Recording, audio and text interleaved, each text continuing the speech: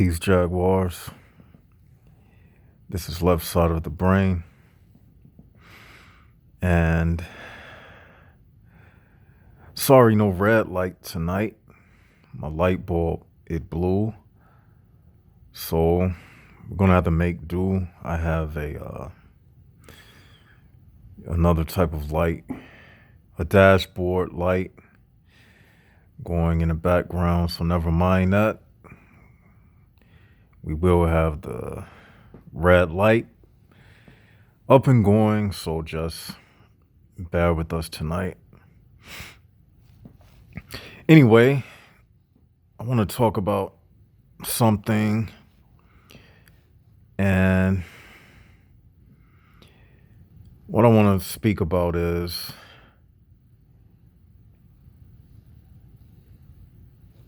pain as it associates with good and evil.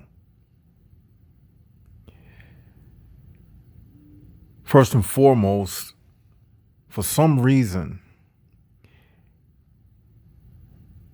people believe that God has to be good.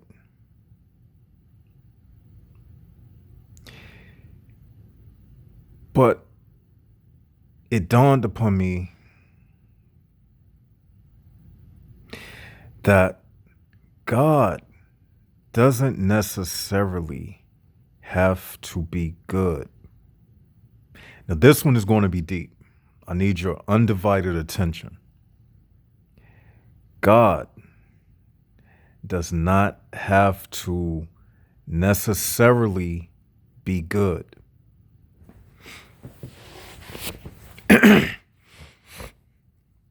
And I'm going to tell you why. Energy, as it is neither negative nor positive. I've said it before. That plus sign and that negative sign they put on a battery, that's something that man came up with. He just drew a plus sign and a negative sign. Energy as it is, if you get hit with a lightning bolt, you're not going to say, I got struck with the positive side of the lightning bolt, or I got struck with the negative side of the lightning bolt. You're just going to feel a jolt of energy going throughout your body. That's it. Now, let me expound upon it some more so you'll get what I'm saying. God is, you can say energy, you can say the darkness, the consciousness, you can say the time before the great falling away, where nothing existed other than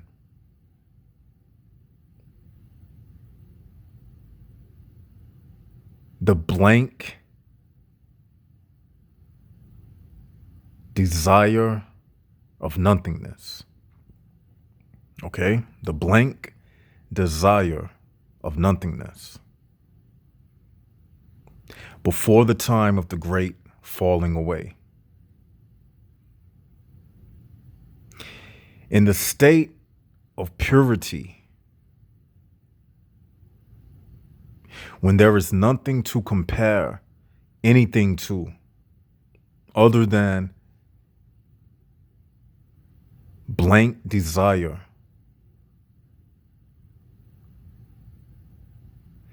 there is no necessity for any good or evil.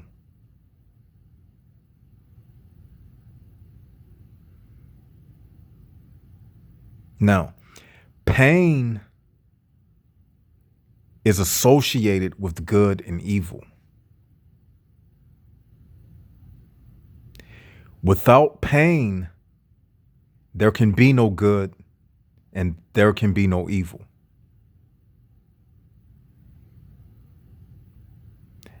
Pain is what determines good or evil. Punishment and reward is contingent upon pain.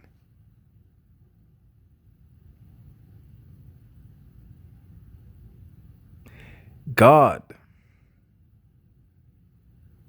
can feel no pain. Energy can feel no pain. Therefore, without any punishment, evil has no existence. Excuse me. Without any pain, evil has no existence.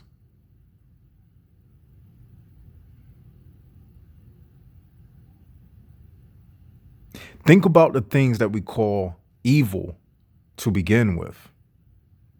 We call hitting someone evil. If you hit a person for no reason, we call that evil. Why do we call it evil? Because it produces pain.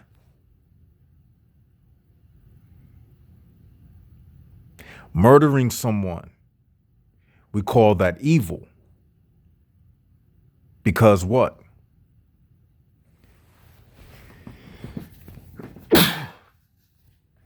Excuse me, Jaguars.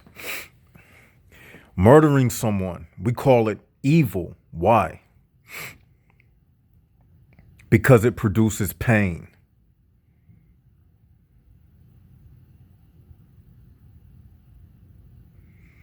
You see, the pain can be physical or it can be emotional pain. But regardless, pain is what evil revolves around. And the reward of eliminating pain is what fuels the desire for someone to be good, because they feel that they will get some reward, which is to avoid the pain.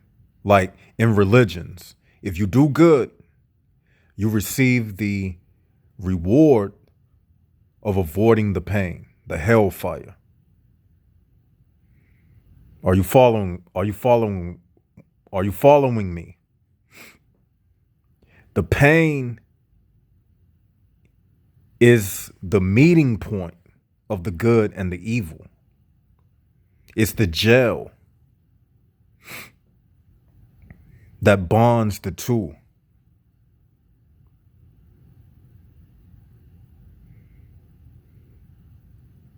You see, authority is based upon pain.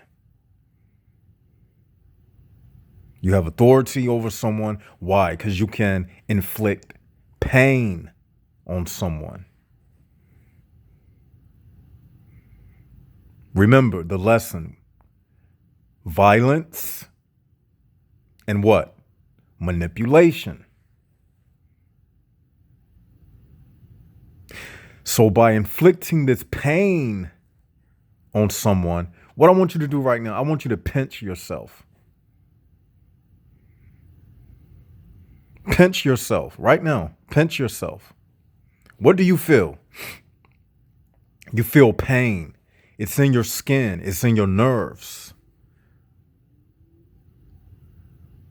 That pain that you feel was purposely placed in you so someone can have authority over you.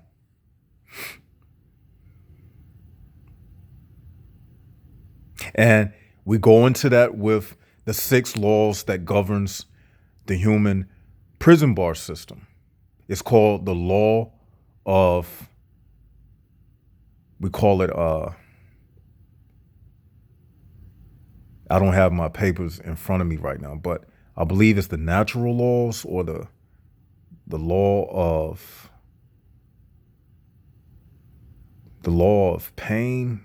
It's one of those. Go back to the 6 laws that governs the human prison bar system, and I list the law of the natural laws, which entails you being placed in bodies that can feel pain for the very purpose of controlling. You see, without pain, there is no evil.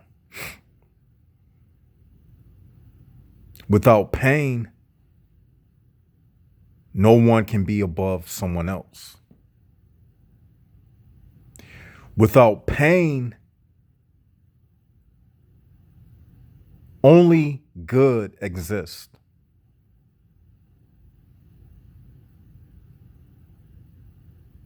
And I don't mean good in the sense of you opening the door for an old lady or giving a homeless person a dollar bill. You see, the only reason why you feel like you have to do those things is not unconditionally why you do those things.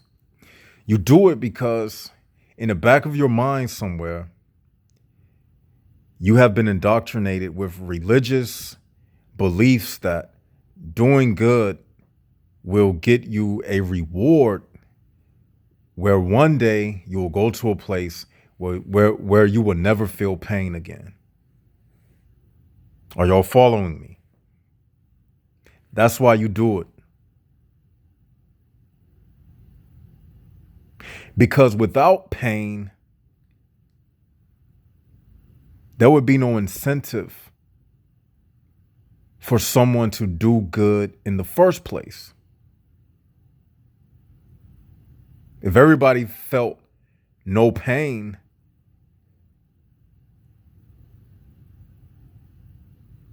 then no one would be in need of anything. So without pain, there is no incentive to do any good for anybody. I don't feel pain. You don't feel pain. The next person don't feel pain. There is no emotional pain. There is no physical pain. Then I don't need to do anything. Now, going back to the top, God, he don't feel any pain. So he is what? He don't have to be good. He don't have to be evil. He just exists as that blank desire of nothingness that I stated.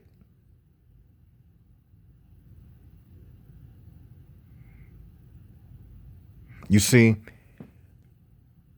pain gives God a reason to be God in the first place.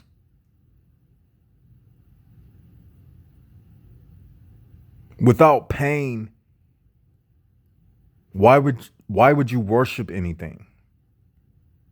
Without pain, why would you help anybody? As I explained, there would be no incentive for you to do anything for anybody.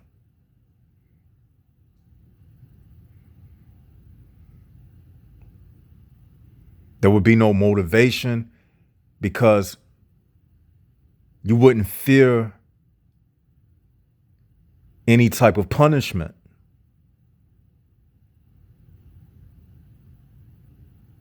So as we exist in these bodies, we call things good and evil. because we fear the punishment of pain if we do a certain thing. So really, good and evil is an illusion that's built upon pain. Do y'all get what I'm saying? You eliminate the pain. Just get rid of the sense of feeling pain. Then there is no more good and there is no more evil. So pain is the most important thing that a human can experience. In fact, pain is what makes the human experience a human experience. Without pain, you're not even having a human experience.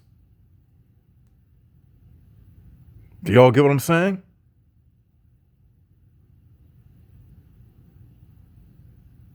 So pain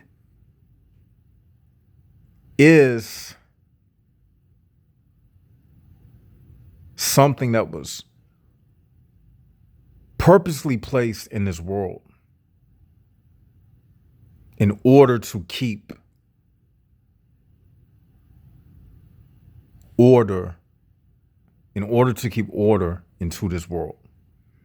That's why we have pain. Pain creates the hierarchy and the lowerarchy and the middlearchy. Violence. People respect pain so much that they respect who can ever inflict the most pain upon the next individual. Like we say, violence and manipulation. If I have more means of inflicting pain on you than the next individual, then you're going to look at me as the superpower in the world, like the United States, who has the capacity to inflict the most pain on the other nations in the world because we have nuclear armaments, nuclear capabilities, where we can strike other nations and obliterate them in 1 second with a nuclear bomb.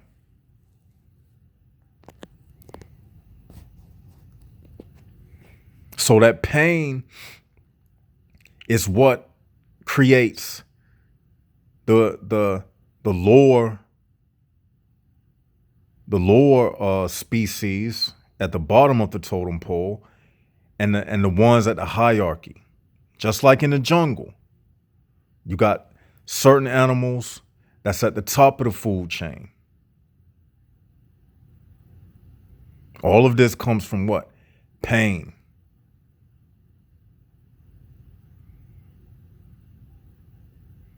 In fact, there can be no moral lessons to teach anybody without pain. How can you teach somebody a moral lesson without pain?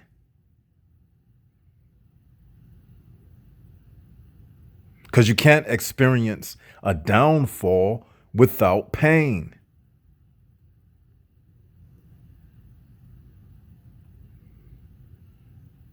In fact, how can God be a God without pain? You see? Now going back to the top, taking it back to the top. God, we are under this notion that God has to be good or evil, but really he don't have to be good. He doesn't have to be necessarily good. He doesn't have to necessarily be evil. Only thing he has to do is just be a blank desire of nothingness. Once you take pain out of the picture, like there is no good and evil. It's only pain. That's what I'm saying. It's only pain. It's no good. It's no evil. Good and evil is pain. It boils down to pain.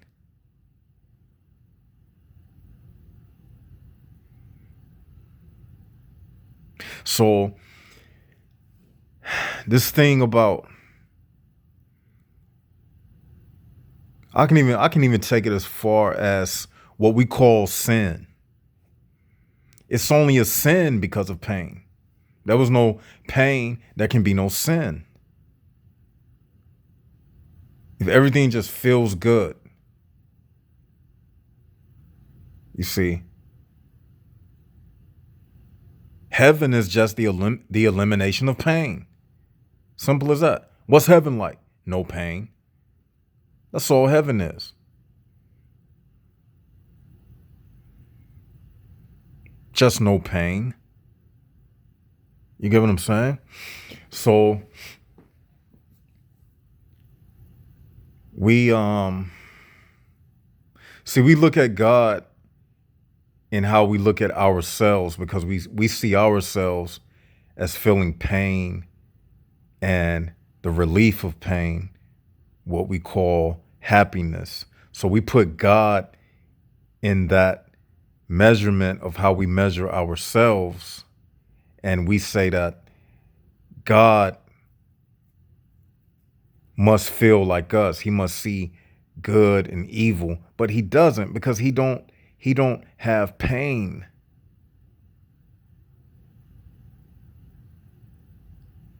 You see, but we can say that God is the one who said that this is wrong and you shouldn't do this and you shouldn't do that. I'm not disputing that. That's not what I'm saying. What I'm saying is God, the one who can feel no pain, he can make anything be any way he want it to be, because who's going to put him over their knee and spank him and say, bad God? Go over there and sit in the corner, time out. He has no regulation.